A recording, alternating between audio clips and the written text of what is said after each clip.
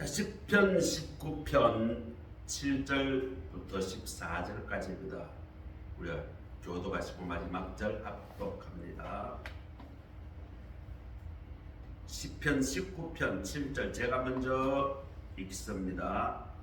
여호와의 율법은 완전하여 영혼을 소성시키며 여호와의 증거는 확실하여 우둔한 자를 지혜롭게 하며 여호와의 교훈은 정직하여 마음을 기쁘게 하고 여호와의 계명은 순결하여 눈을 밝게 하시는도다.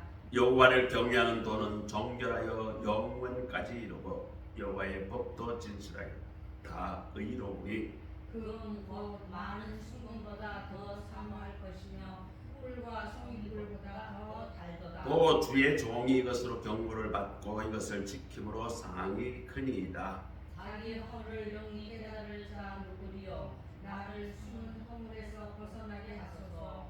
또 주의 종에게 고의로 죄를 짓지 말게 하사 그 죄가 나를 주장하지 못하게 하소서. 그리하면 내가 정직하여 그 죄가에서 벗어나겠나이다. 다 같이 읽습니다. 나의 반석에서 나의 구속자이신 여호와여 내 입의 마음의 말씀 주님 앞에 연락되기를 원하나이다. 아멘. 이것은 하나님의 말씀입니다. 아멘. 오늘은 하나님의 말씀, 성경 말씀 무엇인가에 관한 아주 기본적인 그런 말씀을 같이 생각해 봅니다. 추석 명절에 준비 더 단단히 하셨나요? 네, 지금부터 이제 한 5일 동안 많은 사람들이 이동하겠죠. 우리 성남소망교회도 우리 대한민국에 많이 이동하는 사람이 추석 명절에 사고가 좀 안 났으면 좋겠어요. 오늘 본문에 여호와의 교훈, 여호와의 율법 그리고 말씀 그런 기록이 나오는데 이 하나님의 말씀이 이 저자가 하나님이라는 사실을 오늘 이야기합니다. 시편 19편은 말씀에 관한 이야기도 되지만 하나님이 누구이신가 그걸 또 강조하는 시편이기도 합니다.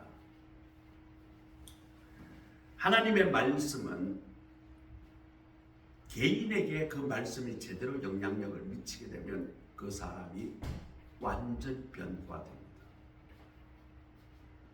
하나님의 말씀을 제대로 미치게 되면 그 개인이 악한 사람, 심지어 살인자까지도 완전히 새롭게 변화하여 새 사람이 되는 것입니다. 그런 사례는 하도 많아서 우리가 굳이 증명을 하지 않아도 그런 이야기는 주위에 수도 없이 듣습니다. 여주에 가면 모 교회에서 운영하는 교도소가 있어요. 그 교도소는 아주 유명합니다. 주로 가장 흉악범들을 그쪽에 보내요. 그럼 그쪽 그 교도소에 가면 그 교회에서 물론 그 교회만 지원을 하는 것이 아니라 교회 연합 그 종로가에 가면 단체가 있는데 그 단체가 그 교도소에 집중적으로 그렇게 서비스하는 그런 회가 있습니다. 세진회라고 해서 거기에서 많은 여러 교단들이 함께 그 여주 교도소에 가서 그 흉악범들을 말씀으로 매주 가르치고 같이 기도하고 그렇게 해서 사람을 변화시킵니다.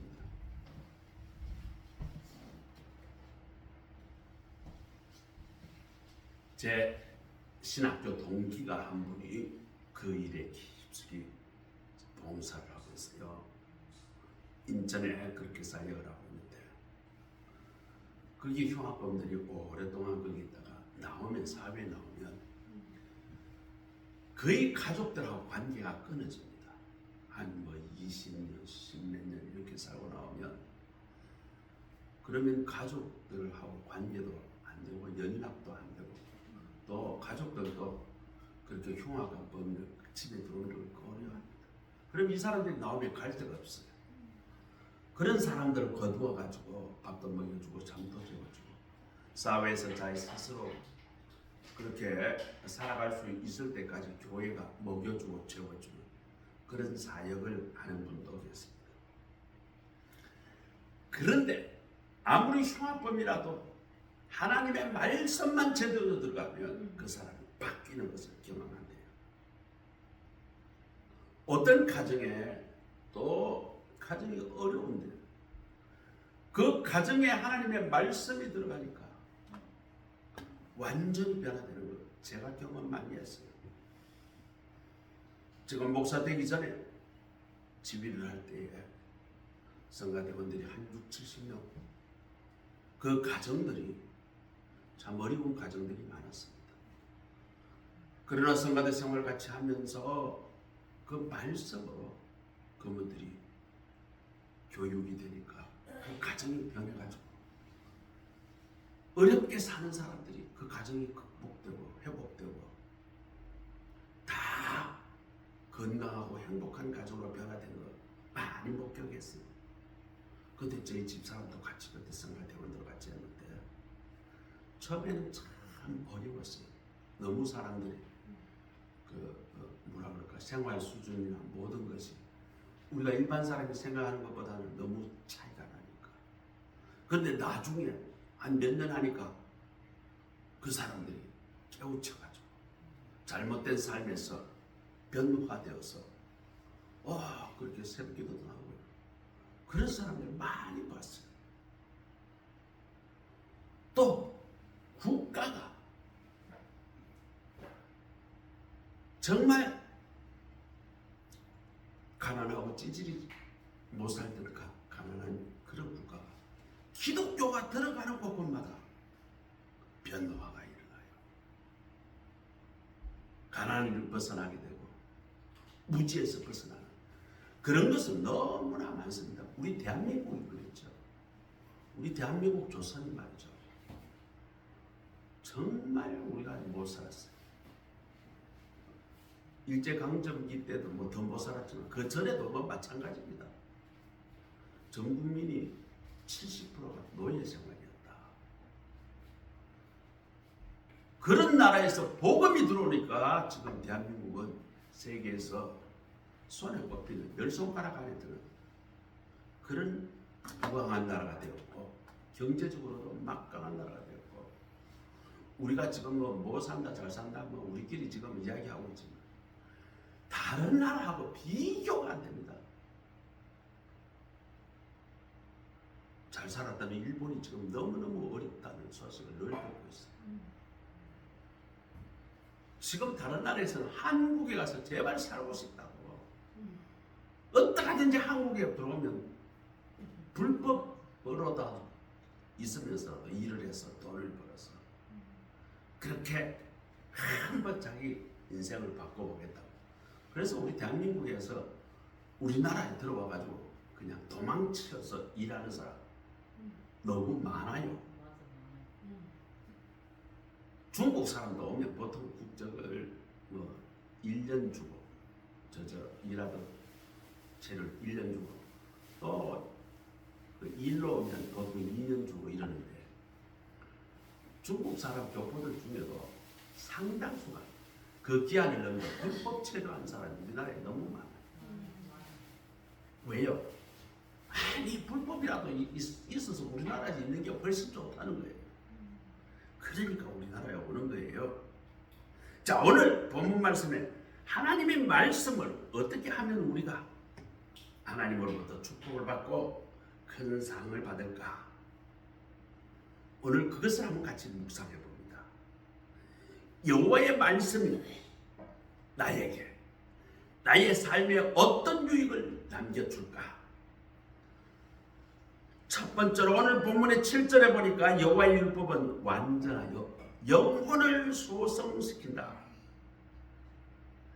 소성시킨다는 말은 정확히 번역하라면 생기가 들어가서 확 깨어나게 한다. 새로 살아나게 한다. 그런 뜻입니다. 하나님의 말씀이 사람 속에 들어가면 생기가 들어가서 하나님이 알지 못하는 영원히 죄를 회개하고 생명을 얻게 되어 하나님께 예배하고 바른 정신으로 바른 인간으로 살아가게 된다는 것이에요. 하나님을 믿는 신앙과 반대되는 사상이 있습니다. 그것이 무엇일까요? 무신론입니다. 하나님이 없다라고 주장하는 그런 사상이에요. 하나님을 없다라고 주장하는 무신론보다 더 무서운 게 있습니다. 그게 뭘까요? 북한의 김정은이처럼 내가 하나님이다. 주체 사상이 그거거든요. 하나님 자리에 김일성, 김정은 이 자기를 하나님 자리에다 두고 이 당을 말이죠 예수님 자리에다 두고 군대를 말이죠 성령님 자리에다 두는 거예요. 또 우리가 사상적으로 하나님을 없다라고 하면서 잘 들으세요. 하나님을 없다라고 전제하여 학문을 하는 것을 무엇이라고 하느냐면 좌파 사상이라고 합니다. 좌파는 기본적으로 하나님을 부정합니다. 모든 것을 과학으로 해석합니다. 그럼 하나님을 부정할 수밖에 없어요. 자, 그렇게 좌파 사상, 하나님이 없다라는 것을 전제로 해서 하는 학문들이 발전이 되면 어떻게 되는가? 인간의 모든 것은 다 과학적으로 해석하려고 합니다. 인간의 정신세계, 이것도 과학적으로 다 해결하려고 해요.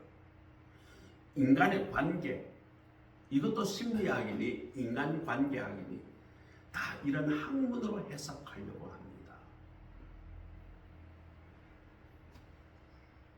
그리고 하나님 대신에 다른 인간을 하나님 자리에 내세우면 어떡하냐? 그게 인간이지 하나님이 아니잖아요. 김일성이가 하나님이라고 주체사상을 만들어 떠들었지만 그 하나님이라고 주장했던 김일성도 죽었습니다. 그러면 일반 백성들이 그걸 믿게 하려면 어떻게 할까요? 세뇌교육을 시켜야 돼요. 아예 어릴 때부터 우리 김일성 수령님은 나의 아버지시고 나의 모든 것을 해결해 주는 그런 신이시다. 이렇게 세뇌를 시키는 거예요. 얼마 전 기독교 TV에 탈북한 북한에서 고위직 군인이 우리나라에 탈북을 해서 기독교인으로 바뀌고 그 사람이 간증한 것이 방송이 됐습니다. 자, 그 사람은 정치보위부, 우리로 말하면 안기부, 국정원, 거기에 계급이 중좌, 우리로 말하면 중령급, 대대장급이에요. 그 사람의 이름은 심주일 씨인데 이 사람이 와서 간증을 합니다. 자기가 어릴 때부터 주체사상 교육을 세뇌를 열심히 받아가지고 자기는 그것이 진리냐 그렇게 믿었다는 거예요. 그래서 눈만 뜨면 아버지 김일성 원수님 감사합니다. 오늘 또 나를 먹여주시고 접어주시니 감사합니다. 이렇게 묵상을 하면서 그렇게 이 사진 앞에다 절을 하고 하루를 시작한대요. 돌아오면 또 그 사진 앞에 절을 하고 또 그렇게 했대요. 그러니 이 사람은 주체사상으로 똘똘 뭉쳐져 있는 거예요. 이러다가 이 사람이 보위부의 고급 장교가 되었어요. 그런데 말이죠. 1997년에 북한 동포들이 분주히 죽어가는 모습을 보고 주체사상에 대해서 약간 의심을 하기 시작합니다. 아니 김일성 그 원수님이 그렇게 전지전능하다면 어떻게 자기 백성들을 저렇게 굶겨 죽이나? 길거리에 굶어 죽은 사람 시체가 널려나는데 사람들이 힘이 없어서 시체를 치울 생각도 안 하는 거예요. 그러는 통에 같은 보위부에 있던 한 친구로부터, 아주 친한 친구로부터 비밀리에 성경을 하나 선물을 받습니다. 이 친구는 같은 보위부이지만 주로 탈북했던 사람들 잡으러 중국에 왔다 갔다 하는 친구였어요. 이 사람이 중국으로 왔다 갔다 하면서 중국에서 선교사를 만나서 복음을 듣고 이 사람이 겉으로는 안 그런 척하면서 이 하나님을 믿게 된 거예요. 그래서 성경을 자세히 다 읽어봤다는 거예요. 절대로 내색을 안 합니다. 이 친구가 처음에는 과학 동화라는 그런 잡지책이 있습니다. 우리 학생들이 있는. 그 책에 보면 세상에 돌아가는 이치와 이것을 과학적으로 잘 설명을 해놨어요. 그래서 거기에 보면 남조선의 자동차 공업이 세계적이다. 제철 산업이 지금 뭐 세계 최고다. 그리고 미사일이 무기가 세계 최고다. 뭐 그런 내용들이 기록되어 있어요. 참 재미있어서 처음부터 끝까지 다 읽었다 해요. 너무 재밌게 읽으니까 그 친구가 또 책을 하나 더 주면서 가지고 된 책이에요. 이거는 너에게만 준다. 절대로 다른 사람에게 이 책을 갖고 있다가 들키면 큰일 나니까 비밀리에 이 책을 읽어봐라.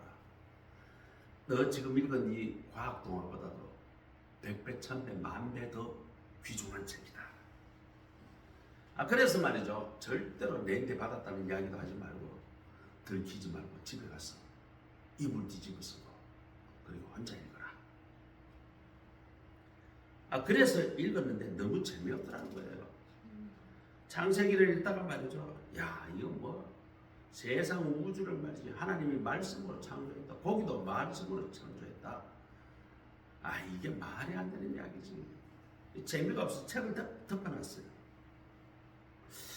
그런데 이상하게 그 책 그 뒤에는 무슨 이야기가 있을까? 이런 궁금증이 자꾸 생겨서 한 3, 4개월 지났다가 다시 그 책을 끄집어내가지고 천천히 읽습니다. 역사서에 오니까 역사 이야기도 조금 재밌었어요. 그런데 복음서에 오니까 예수님이 물 위에 걸었다. 죽은 자가 살아났다. 이 또 황당한 이야기가 많더라. 그러나 한번 끝까지 읽어봐야 되겠다 싶어서 요한계시록까지 다 읽었다는 거예요. 그러면서 가만히 생각해.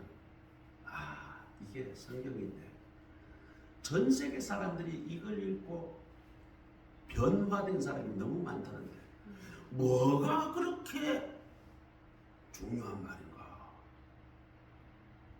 나는 이거 보니까 뭐 그다지 재미만 없고 뭐 이상한 말만 많이 써. 그러면서 그 책을 읽었는데 한 번 읽고 두 번 읽고 세 번쯤 읽으니까 어떤 말들이 마음속에 남아있어요. 하나님이 천지를 창조하셨다. 자기가 배울 때는 학교에서 배울 때는 진화론을 배워가지고 인간 이전에는 원숭이가 우리 인간의 조상이고 원숭이 조상은 또 뭐 무슨 동물이 그 조상이고 그 동물의 또 조상은 뭐냐면 지렁이 같은 그런 미생물이 조상이고 또 미생물은 또 뭐 더 올라가가지고 보니까 뭐 작은 아메바 같은 그런 원생식물이 조상이고 인간의 조상은 뭐냐? 원생물이나 곰팡이 같은 그런 거였다. 그게 과연 우리 인간이 될 수 있나? 그런 의심을 가지고 있었는데 그걸 학교 다닐 때 선생님한테 물어봤다가 무지 그냥 두드려 맞았다는 거야. 가르치는 대로 네가 외우고 믿을 것이지 선생님에게 재수없을 만한 엄청 두드려. 그런데 성경에 보니까 하나님이 이 세상의 모든 것을 다 창조하셨다. 그렇지. 아메바가 원숭이가 되고 원숭이가 인간이 되고 이게 아니구나. 그래서 조금씩 믿어주더라는 거예요. 하나님의 말씀이 내 마음속에 어떤 말씀을 읽었는데 그 말씀이 마음속에 딱 꽂히기 시작하니까 그 다음부터 공산주의, 김일성 종합대학에서 공산주의 교육받았던 그것이 다 의구심으로 남더라는 거예요. 그러다가 도저히 안 되겠다. 이거 다 사상의 거짓말이구나. 이걸 알고는 자기가 대대장금 중조한테 탈북을 했어요. 북한으로 탈북해가지고 북한에서 우리 대사관이가 내가 이런 사람인데 내가 남한 가고 싶다.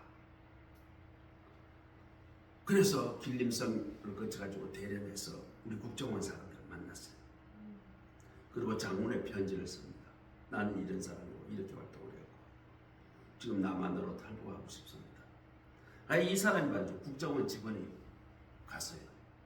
만나가지고 이 사람을 몰래 우리나라에 귀국시킵니다. 이 사람이 이제 들어가서 한 1년, 2년 있다가 장신대에 들어갔어요. 그래서 목사가 안수를 받고 지금은 창조교회 개척했습니다. 지금 개척한 지가 벌써 한 18, 15년 돼요. 이분이 이야기합니다. 자기가 하나님의 말씀을, 성경을 그걸 받지 않았다면 자기는 북한에서 너무 잘 국정원 중자로서 너무 잘 살았다는 거예요. 자기 말 안 듣는 사람은 그냥 깜방 보내거나 그냥 쉽게 죽였다는 거예요. 하나님의 말씀을 내 마음속에 들어오니까 내가 완전히 바뀌었다는 거예요. 그 공산주의 사상 그리고 대학에서 가르쳤던 것이 전부 다 거짓이구나. 이것을 깨닫게 되었다는 거예요. 그리고부터는 내가 참 사람으로 바뀌었다. 내 영혼이 소성되었다. 내 영혼이 완전히 새롭게 변화되었다.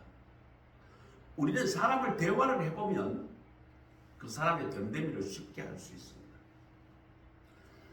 이 사람은 희망이 있는 사람인가? 이 사람은 소망이 있는 사람인가?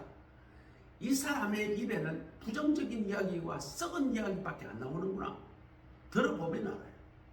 하나님의 말씀이 있는 사람은 절대로 이 세상을 부정적으로 보지 않습니다. 왜요?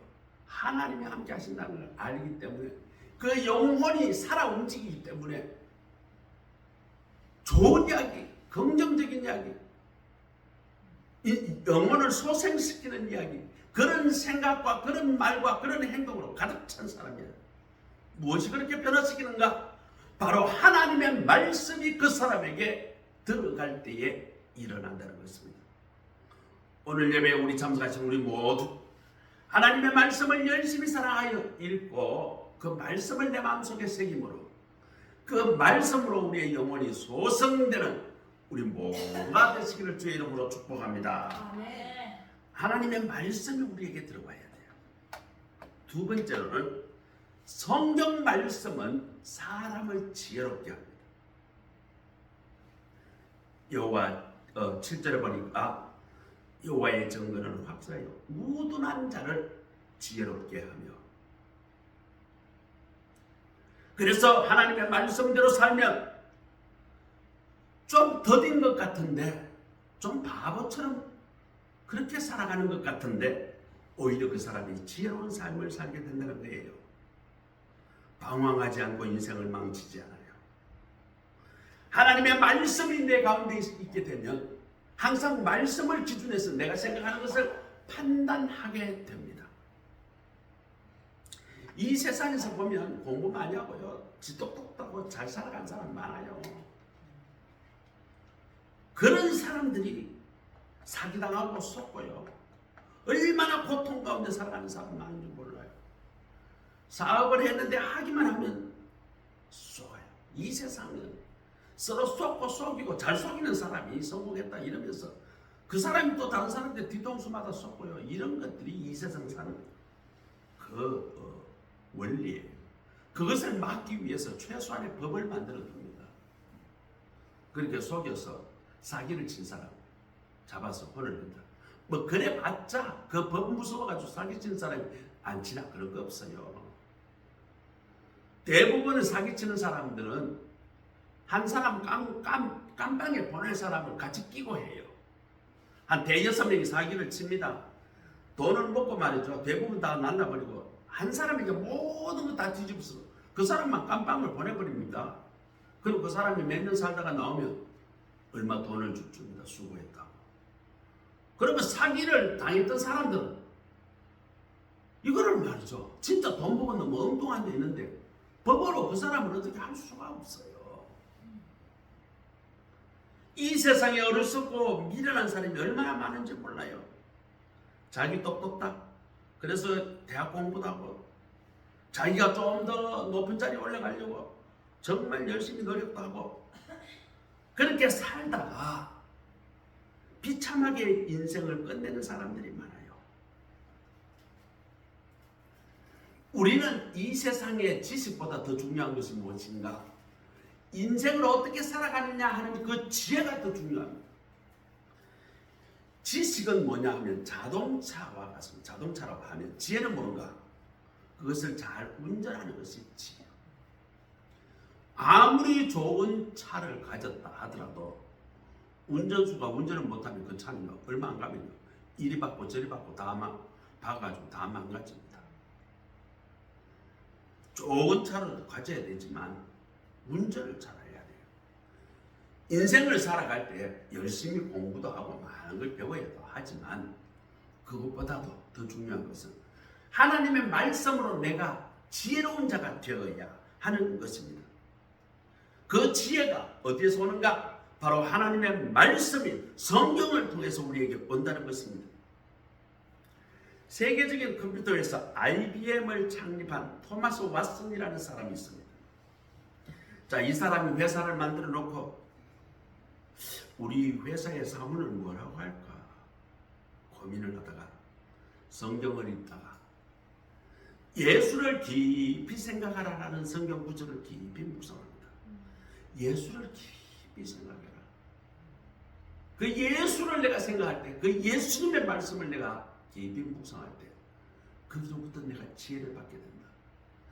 우리 회사의 직원은 이 예수의 그 묵상으로 지혜로운 사람이 되어야 되겠다. 그래서 사울을 뭐라고 하는가? 생각하라, 깊이 생각하라. 이걸 사원으로 정했다고 합니다. 그래서 우리 IBM 직원들이 성경을 통해서 지혜라는 것을 터득하고 그 지혜를 가지고 앞으로 이 컴퓨터가 어떻게 만들어지면 더 유익하겠는가, 그것을 생각해서 그런 컴퓨터를 만들어라는 거예요. 그래서 IBM 이 회사가 크게 성공을 하죠. 지금도 세계적인 회사입니다. 하나님의 말씀을 우리가 읽어서 내 마음속에 남기게 되면 여러분 개인도, 여러분의 가정도, 여러분의 하는 일도 하나님이 주신 지혜 때문에 승리할 수가 있어요.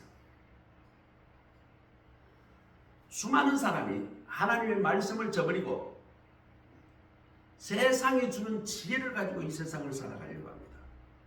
물론 세상에 지혜도 필요합니다. 세상이 주는 지식도 필요하지만 그러나 그 지식들을 어떻게 잘 활용할 것인가, 이것은 하나님의 지혜, 하나님의 말씀으로부터 오는 지혜를 얻어야 하는 것입니다. 하나님의 말씀이 내 안에 들어갈 때에 그 사람은 지혜로운 삶을 살 수 있고 성공적 인생을 살아갈 수 있게 되는 것입니다. 오늘 우리 모두는 말씀을 통해서 지혜로운 사람들이 다 되시기를 주의 이름으로 축복합니다. 자, 세 번째로는 8절에 보니까 여호와의 교훈은 정직하여 마음을 기쁘게 하고 마음을 기쁘게 한다. 여호와의 계명은 순결하여 눈을 밝게 하신다. 우리는 음식을 먹어야 우리가 살아갈 수 있죠. 아침에 일어나서 제가 보통 아침 이제 고구마, 우리 집 사람이 고구마 싸거든. 고구마를 한 4개 정도 먹고 아침 식사를 때워요. 그리고 이제 약을 먹으니까 그 아침 먹고 약을 먹고. 유진이가 일어났다. 아침에 배가 고픈가 봐요. 나이가 드니까 배가 잘 안 고파져요. 밥을 한 끼 잘 먹으면. 그 다음 한 끼 굶어도 뭐 크게 배고프거나 그러지는 않아요. 그러나 우리 인간은 적정한 영양분을 취하지 않으면 배가 고파. 그렇기 때문에 우리 육체는 우리 음식이 필요합니다. 그런데 우리의 영혼은 무엇을 먹어야 할까요? 하나님의 말씀을 먹어야 합니다. 이 하나님의 말씀을 먹어야 우리 영혼과 정신이 건강해지고, 오늘 성경에서는 그 마음이 기쁘다, 즐겁고 행복해진다는 것입니다. 자, 이 우리 인간 가운데에 하나님의 말씀이 없게 되면 우리는 어떻게 되는가? 무한 경쟁이라는 것에 우리가 들어가게 됩니다. 우리 정신과 영혼이 경쟁 관계에 놓이게 되면 과잉 긴장을 하게 됩니다. 자, 거기에서 과잉 긴장을 하게 되면 이것이 지속되면 어떻게 되는가? 무서운 우울증에 빠지게 됩니다. 그러면 나는 무엇인가? 나는 정말 뭔가 잘못하고 있다. 내가 남들보다 못하는구나. 아이고, 쟤는 내보다 못생겼는데, 내보다 훨씬 잘 사는데 나는 왜 이 모양인가? 그런 우울증 때문에 스트레스를 받게 되고, 이 스트레스 때문에 나중에 심하면 정신병에 걸리거나 아니면 육체적으로 암에 걸리게 됩니다. 우울증은 사람마다 정세가 다르지만 대체적으로 보면 슬퍼져요. 내 자신의 자존감이 떨어져요. 자신감이 없어지면서 무력감에 쌓이게 됩니다. 나는 왜 이리 한심한가? 삶에 기쁨이 없습니다. 아무것도 안 된 짜증이 잘 나요. 그리고 남에게 쉽게 쏴붙이고 싸움을 잘 하려고 해요. 때로는 어떤 경우에는 밤에 잠이 잘 안 옵니다. 그리고 이곳저곳에서 몸이 아파오게 돼요. 우울증이 없고 마음이 기쁘고 몸이 마저 이러면 온몸에 기운이 잘 돌아가요. 그러면 안 아파요. 그런데 우울증이 오게 되면 온몸에 혈액이 뚝 떨어집니다. 그럼 여기도 뭉치고 저기도 뭉치고 여기도 아프고 저기도 아프고 온몸이 쑤시고 아픕니다. 오늘날 하나님 없이 살아가는 사람들이 바로 영적으로 이렇게 우울증, 이 병에 걸린 사람들이에요. 옥스퍼드 대학 존 오웬 교수가 인간의 눈은 욕심과 교만이라는 장막에 덮쳐 선악을 구별할 수 없는데 이것을 제거하는 것이 바로 성경 말씀이다. 하나님의 말씀을 잘 읽으면 그 말씀이 우리 눈을 밝게 해서 선악을 구별할 수 있게 해주고, 그 말씀 우리를 거룩하게 만들어주고, 그 말씀 우리를 기쁘게 해주고, 그 말씀이 우리를 지혜롭게 만들어주고, 그 말씀이 우리를 거룩하게 만들어서 우리를 선하고 착하게 살아갈 수 있도록 해준다. 무엇이? 하나님의 말씀이 그렇다는 거지. 그렇기 때문에 우리는 영적인 눈을 떠야 합니다. 내가 가진 지식, 재능, 이것을 가지고 이 세상을 살아가겠습니까? 또 하나님의 말씀을 통해 눈을 뜨고 내 길을 훤히 보이며 그 길대로 살아갈 것인가? 성경 말씀 안에는 모든 길이 있습니다. 우리 인생의 모든 해답이 있습니다. 우리 인생의 승리의 길, 행복의 길, 건강의 길, 행복의 길, 기쁨의 인생, 이 모두가 어디에 있다? 하나님의 말씀 가운데 있음을 믿으시기 바랍니다. 그래서 하나님의 말씀을 잘 지키면 그 개인은 기쁨이 넘칩니다. 하나님의 말씀이 말이죠, 이게 제대로 읽지 않고 그런 성도들이 많아요. 교회 와서 예배 드릴 때만 성경책 한번 만지고 그냥 폈다가 집에 가면 그냥 성경책 없는 사람도 요즘 많아요. 왜? 교회에서 다 주니까. 또 어떤 사람은 읽어도 막 성경책을 전혀 손을 안 댑니다.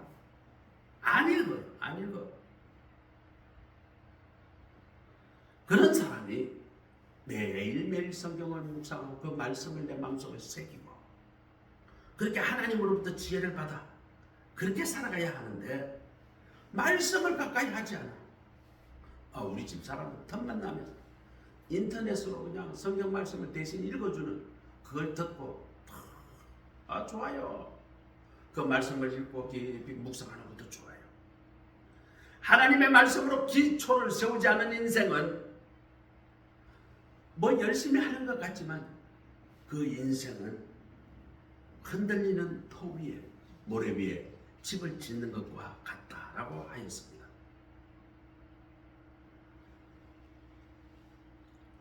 하나님을 모르고 열심히 공부시킨다. 지식적으로는 좀 더 아는지 모르겠지만 그 영혼은 멍들어서 나중에 사고쳐요.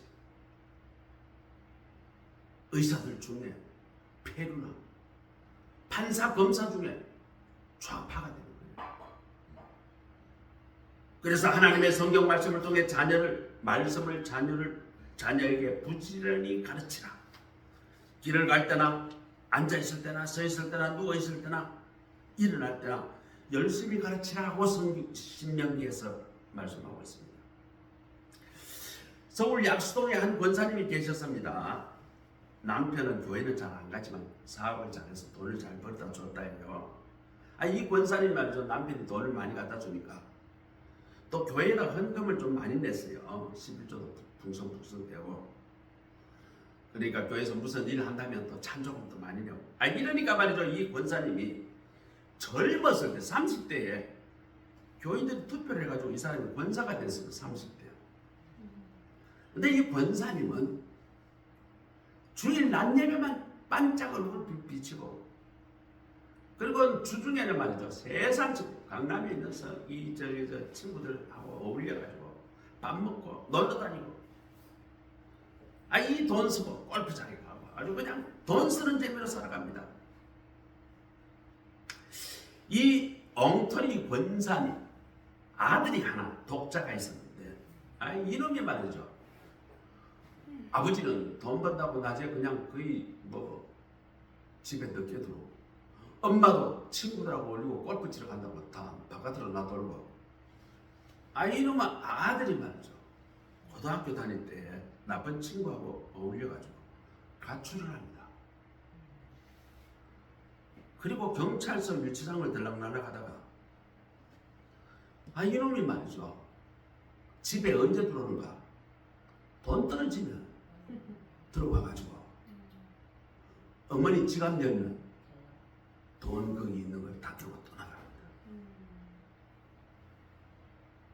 그러다가 또 유치장에 들어갔다 그러면 또 가서 돈을 써가지고 변호사 사서 말이죠. 빼내고. 이러니까 이 아들이 살아가는 모습을 보고 이 권사님이 우울증이 왔어요. 그런데 어느 날 목사님이 설교를 하는데 자녀는 부모의 거울이다. 당신의 믿음과 당신의 상황을 알려면 자녀가 어떻게 됐는가 그걸 봐라. 그 설교가 그렇게 나오는데 권사님이 이때 정신이 번쩍 들었습니다. 내 아들이 저렇게 탕자의 생활하는 것 다 내 때문이구나. 그날부터 회개하면서 아들을 위해서 눈물로 흘리며 기도하기 시작합니다. 교회 모든 예배에 다 참석하게 됩니다. 새벽기도도 참석합니다. 목사님 그 당시 이제 그 인터넷이 없었으니까 테이프를 교회에서 팔았어요. 목사님 설교. 그걸 사고 하루 종일 목사님 설교를 듣고 또 듣습니다. 아이고 저 아들이 저렇게 탕자 생활하는 내가 이렇게 하나님 말씀 가운데 안 살고 내 삶이 개판이니까 자녀가 저 모양이구나. 얼마나 회개를 하고 틈만 나면 말씀을 듣고 또 아들 생각하면서 눈물로 엎드려가지고 기도하고 하루는 말이죠. 아들이 돈이 떨어져가지고 돈 훔치러 들어왔어요. 근데 한 방에 보니까 어머니가 땅바닥에 엎드려가지고 엉덩이는 하늘로 올려놓고 머리를 뱅에다 박고 아이고 하나님 우리 딸을 불쌍히 여겨주시고 우리 아들을 불쌍히 여기시고 통곡하면서 기도하는 모습을 아들이 보는 거예요. 그 모습을 아들이 말이죠. 거실에서 문 열려있는 그 어머니 모습을 보고 아들이 내가 잘못했구나. 어머니가 나를 저렇게 위해서 기도하고 있는데 나는 이게 뭐하는 짓인가. 그때부터 앙패들하고 손을 끊고 집으로 돌아옵니다. 그리고 아들이 회개하고 다시 교회 나가기 시작해요. 이 일이 있은 후에 이 권사님은 기도하는 권사님, 말씀을 듣는 권사님, 전도하는 권사님으로 이제 소문나기 시작합니다. 자녀가 문제가 있다 하면 그 집에 이 권사님은 먼저 그냥 사들고 쫓아갑니다. 아이고 무슨 집사님 아들 그런 문제 있다는 이야기 들었어. 내가 그랬어. 내가 기도해. 기도 낙심하지 말고 기도해. 그리고 성경 말씀을 듣고 읽어. 그리고 하나님 앞에 찬송 드려. 그렇게 내가 그러니까 아들이 변화돼가지고 그렇게 바르게 됐다. 이것을 간증하고 다니는데 말이죠. 이 권사님이 그때부터 얼마나 교회의 신방을 잘하는지 몰라요. 간증하는 신방하는 권사님으로 연발했다는 것입니다. 성경 말씀이 우리에게 들어오면 우리의 마음은 어떻게 되는가? 기쁨으로 바뀌게 됩니다. 인생에 슬픈 사람이 있습니까? 하나님의 말씀으로부터 위로를 받아야 합니다. 이 세상의 그 어떤 위로도 나의 영혼의 문제에 치유해 줄 수 없습니다. 오직 하나님의 말씀으로만 우리의 우울증, 우리의 인생의 슬픔 이것을 극복할 수 있게 되는 것입니다. 오늘 예배 참석하신 우리 모두는 말씀을 순금보다 더 사랑하고 말씀을 읽고 묵상하고 공부하고 암송하고 그 말씀이 내 마음속에 늘 살아 역사하도록 그렇게 말씀을 반복해서 묵상하시는, 그러므로 하나님으로부터 큰 상과 큰 복을 받아 누리시는 우리 모두의 삶이 되시기를 주의 이름으로 축복합니다. 아멘. 기도합니다. 하나님 감사합니다. 오늘 성경 말씀은 어떤가? 우리의 영혼을 소생시킨다. 또 성경 말씀은 우리를 지혜롭게 만든다. 성경 말씀은 우리 인생을 기쁘게 하고 즐겁게 하고 우리의 눈을 밝게 해준다. 이 말씀을 깊이 묵상합니다. 하나님, 내 인생에 여러 가지 문제가 있습니다. 지금부터 하나님의 말씀을 더욱 사랑하고 그 말씀과 더불어 살아가겠습니다. 우리 모두 이 각오를 다지는 이 시간 되게 하옵소서. 예수 그리스도의 이름으로 감사하며 기도드립니다. 아멘. 찬송가 204장입니다. 204장